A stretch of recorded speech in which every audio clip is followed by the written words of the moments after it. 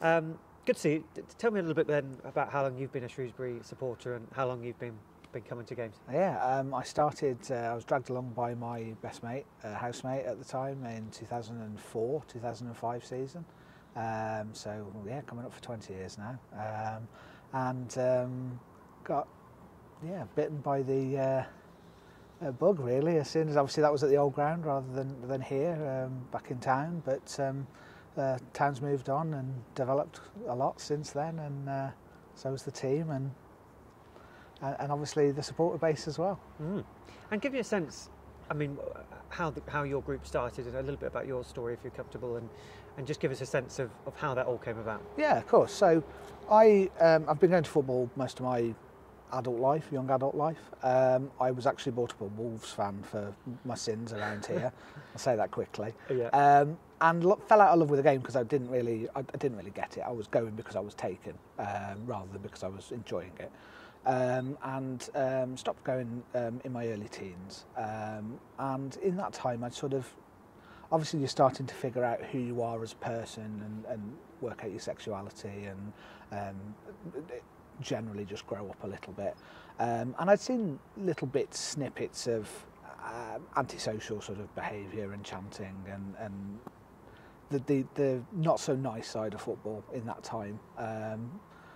So I sort of fell out of love with the game. And then my housemate in 2005 sort of said, why don't you come to a Shrewsbury match? You know, it's completely different from what you've been used to in the past. And I went to the game meadow with him and got bitten by the bug really. It helped that the first game was against Chester and we scored after about 3 or 4 minutes. So that's always a bonus, and it was a great atmosphere, and it was just such a big difference being that close to the players compared to what I'd been used to previously, and I just found myself falling in love with football again really. Followed Shrewsbury home and away for a couple of seasons while I lived close, and really sort of fast forward into late 2019, I'd been aware that the Pride in Football as an umbrella group has a lot of LGBT fan groups as part of it, from Gay Gooners, Canal Street Blues for Manchester City, and down to the smaller teams. And I thought, wouldn't that be really good if we had something like that here? I didn't really know of anybody else that was LGBTQ like myself, other than my close friends, and I figured it would be really nice if we had something like that at the club. Didn't happen for a couple of years, but then realised that if it was going to happen, it had to be sort of because somebody like myself wanted to take that forward. So we founded ourselves in 2019, September, October time. And approached the chief executive at the time of the club, and had a meeting and took it from there really. And it's all took off from there. Good. And in terms of the impact of the group, give me a sense of what change you've seen over those 4 years. So I think really it's just about visibility. We have never been a club that's had a problem with homophobic sort of attitudes or misogynistic chants and things like that. There are obviously clubs out there that unfortunately have that as part of their fan base, but we've never had. Shrewsbury's always been really welcoming, and that's still the same now. But I think the main difference is that we have that visibility now. The fact that if there is anybody out there that is coming to terms with their sexuality as they're growing up and wants to feel a part of a similar group whilst enjoying the sport that they love, then we are there for people if they want to reach out, if they want to say hello. If they don't, that's absolutely fine. You know, ultimately we are just normal Shrewsbury Town supporters. We just happen to tick the LGBTQ box. It's important to say as well that the group is there as a supporters group, so it's there for allies as well as LGBTQ plus members, and we do have a number of allies that are members, and the support we've had from them and from the club has been fantastic. And it must be great to, as you mentioned, meet so many like-minded people, and give me a sense of the community and the people you've come across. Yeah, it's just really nice to be able to It's hard to explain. It's almost like a camaraderie. You know, you're meeting people before games and after games that have similar viewpoints in life, but equally are all completely different. We have older members, we have members in the mid to late teens, male, female, all sorts. People who are local. We've got people from sort of Derbyshire, London area that only come to sort of games every now and then. There are some overseas supporters in North America that have joined, and it's just nice to be part of, like, as much as we're part of the community of the club, there are always sort of smaller groups, like the away fans, travel fans, like the disabled supporters group, you know, and I think it's just important that everybody has a safe space and somewhere where they're made to feel welcome. That's great. Yeah. That's great. And in terms of the sort of Rainbow Laces campaign, obviously that was something that the club did 10 years ago. They wore the rainbow. Do you remember that period of time? Yeah, I remember the game specifically. It was we played Wolves here. If I'm being totally honest, I don't actually remember the players wearing rainbow laces. I remember John Taylor getting sent off quite late on in the game, and I remember Wolves having a penalty about 5 minutes before full time that made them win the game, and they totally didn't deserve it.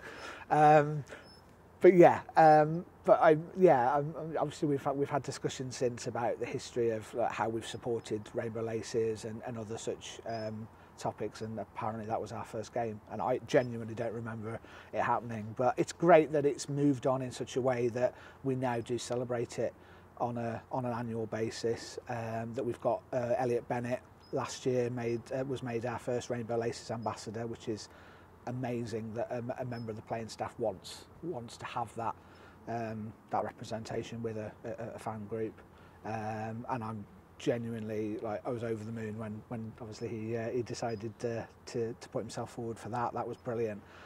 So yeah, it's come on leaps and bounds really since. Because I suppose that connection to the players, I guess, is something that often can feel a bit distant. I guess if you're in the stands and you feel slightly different, and the players are on the pitch and it's all slightly different. But I guess to have someone stand up for you is probably indeed, yeah. There can always be a bit of a sort of dissociation between the fans and the players for any number of reasons through a football club season. But to have somebody sort of stand up and represent on behalf of a group is, it's really good. That's great. And so we're at the 10-year anniversary of Rainbow Laces. I mean, across the game, not just here in Shrewsbury, but what do you think the Rainbow Laces campaign has done for football generally? I think it's just raising awareness of the issues that affect LGBT sports people as well as sports supporters, because obviously we've got to bear in mind that there are an enormous number of LGBT people out there who struggle to take part in the sports they enjoy because of their sexuality. However, that might be because mentally they're not 100% where they want to be, or they've had experiences that puts them off. I think having the campaigns like Rainbow Laces just sort of opens the door a little bit more to make it easier for more people to take part. And I think that's important. That's the one thing about Rainbow Laces as it's gone on, is that it's about keeping it going. It's all very well and good saying, like, standing there and saying we're here, take notice, but we need to keep that up on a year-on-year basis, and the increased visibility, obviously that's been really helped by the push with the media, with you guys, and through printed media in the last couple of years, has sort of stepped it up a notch, I think, now. And it's great that the Premier League get involved, that the EFL get involved, as well as the individual clubs. No, that's great. And in terms of the kind of bigger picture again around homophobia, is homophobia something you've experienced or seen, or what can we do to eradicate it more? So I've experienced it in football. I hasten to say I've never experienced it here, which is something I'm very proud of and pleased with.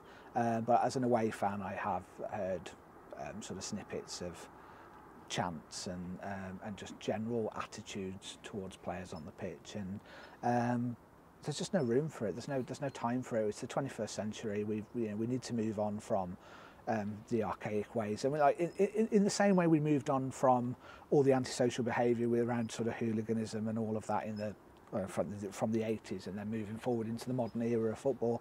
I feel we need to take that step again, really, with with the way we have our attitudes towards homophobia, towards Islamophobia, towards the anti sort of disabled chants, the chants that you hear about Heysel and Hillsborough and things like that. It's not just about LGBT. It's just about respect, you know. And that's it. I mean, football can be an incredibly inclusive experience, and I guess how important is it that everyone feels like they can come to the game? Critical, right? It's massively important, and we are hopefully here to provide a safe space, or to help alongside the club to provide a safe space and a welcoming space for anybody, whatever their background, their upbringing, their opinions on the game itself. They have somewhere safe and welcoming to come and enjoy the football, or not, as the case may be. Yeah, we have good times, we have bad times, but that's the sport, isn't it? And it's important that we do it all together as one fan base. That's brilliant, fantastic.